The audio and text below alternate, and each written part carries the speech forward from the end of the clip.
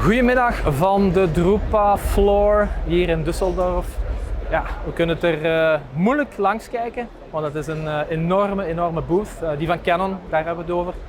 En ik praat hier eventjes over met Dennis. Dennis. Hi Chuck, fijn. Goedemiddag. Goedemiddag, welkom op de Canon stand. Ja, en we staan hoog.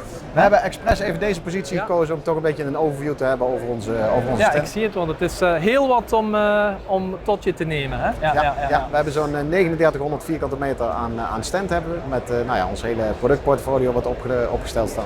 We hebben buiten nog een tent van 1100 vierkante meter voor de hospitality en voor de catering. Dus we hebben voldoende ruimte hier om de breedte van ons portfolio te laten zien. Ja, er loopt een hele hoop volk hier rond, maar laten we het even hebben over Benelux. Hè? Ja. Dat is wat jou aanbelangt. Klopt, hè? Vertel even, ben je al lang in de Benelux voor Canon aanwezig op de markt? Ik ben 12,5 jaar geleden begonnen bij OC destijds, overgekomen vanuit Centraal Boekhuis, printing on demand daar op mogen zetten en toen een kijkje in de keuken gekregen bij OC. Ja. Dus nu 12,5 jaar actief in de Benelux-markt, in het grafische domein, maar ook in het corporate domein. Dus met name het production gedeelte. Production. Oké, daar willen we het inderdaad even over hebben. Ja. Nu, Benelux is natuurlijk een markt die beperkt zal ik het niet noemen, maar voor de inzet van inkjet of toner-gebaseerde systemen zijn er wel wat keuzes. Wat hebben jullie hier eigenlijk voor onze markt, Benelux-markt, meegebracht? We hebben van klein tot groot hebben we hier staan.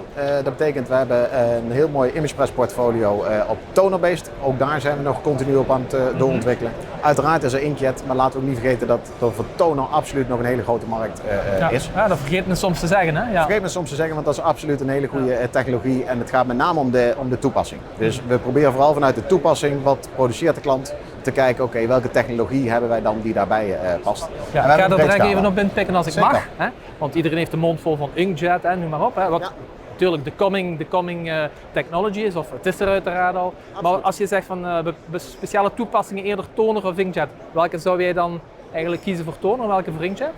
Nou, wat je ziet met name logischerwijs de wat kleinere oplagers in toner. Dus daar ook voor proofing, ook voor agencies kan absoluut een tonermachine met hoge kwaliteit van hele goede toegevoegde waarde zijn. Ga je wat meer naar de wat grotere oplagers, dan kom je in het inkjet domein terecht. Ook voor boeken, maar ook voor promotional comps. Nou, dat doen we natuurlijk al geruime tijd, zowel met rotatief inkjet als met cutsheet inkjet. Ja. We zijn 2015 zijn we gestart met de i300-series, een van de eerste cutsheet B3 machines. En dat heeft zich de afgelopen 9 jaar behoorlijk doorontwikkeld, mogen we wel zeggen. In 2021 hebben we de iX3200 geïntroduceerd, cutsheet inkjet machine B3 formaat.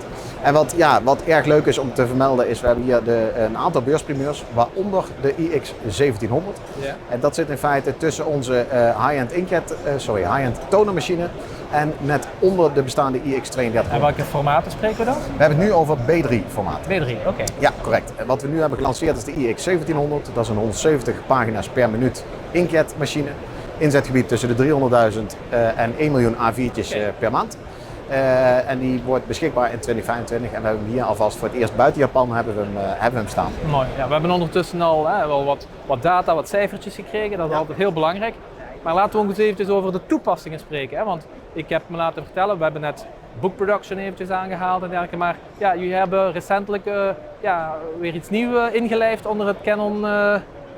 Onder de Canon hoed zal ik zeggen. Ja, Ideal, wat is dat allemaal? Ideal is het zit met name in de hoek van de packaging, packaging en labeling, wat voor ons toch een relatief nieuwe markt is. Met de labelstream zijn we daar al even actief.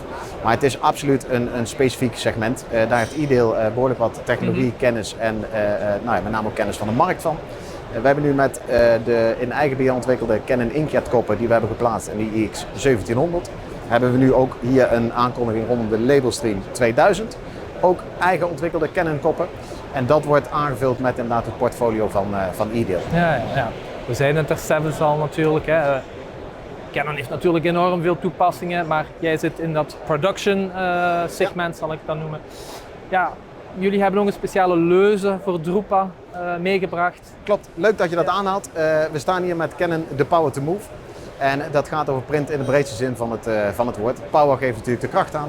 En to move is inderdaad om je organisatie, om onze klanten in beweging te brengen en nog verder door te laten ontwikkelen.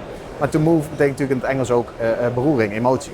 En dat is natuurlijk wel het onderscheidend vermogen wat je hebt met print. Print heeft de mogelijkheid om mensen te ontroeren. En dat zullen we op onze stand, zul je hier achter je zien ook in alle verschillende applicaties, in alle verschillende toepassingen. In het centrum hebben we de core, noemen we dat. Er zal een 14 minuten durende video gedraaid worden. Ik ben al eens even gaan piepen, dus ja. Mochten mensen nog in de gelegenheid zijn, kan ik absoluut adviseren om daar even langs te gaan. Klopt. Het is een hele beleving waar inderdaad de world unseen blinden de mogelijkheid krijgen om ook beeld te voelen en te ervaren. Ja, prachtig. Dennis, ik denk dat het is natuurlijk een korte kennismaking van wat hier allemaal te zien is. Ja. Maar ik denk voor onze de VGC-leden en ook voor de VGC-talks denk ik dat het toch leuk was dat we ook een keer in het Nederlands de personen die eigenlijk bij ons over de vloer komen ook eens eventjes kunnen kennismaken en op camera brengen. Dus bij deze. Nou, hartstikke bedankt. Leuk om jullie hier gehad te hebben. Mocht je in de gelegenheid zijn, loop nog even een rondje. En er is zoveel te zien, dus ik wens jullie veel plezier. Dankjewel. Dankjewel voor de komst. Dag. Jo.